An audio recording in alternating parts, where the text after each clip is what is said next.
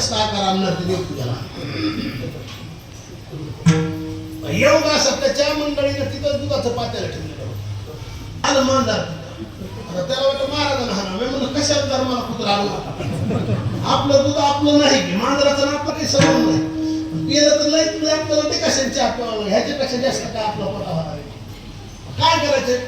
यानं तू माझ्याकडे बघ मांजरा का बघ पात्याला का बघ कोण आता गरबाला देव चोळाय चालू त्याचं चांगलं मोठ्याने मंत्र बनायला लागलं मी तू काही म्हण मी मोबाईलचा थोडा आवाज वाढला मांजर दिसत होत पण मी बघितलंच नाही मांजराने बी अंदाज घेतला आमच्या दोघाचा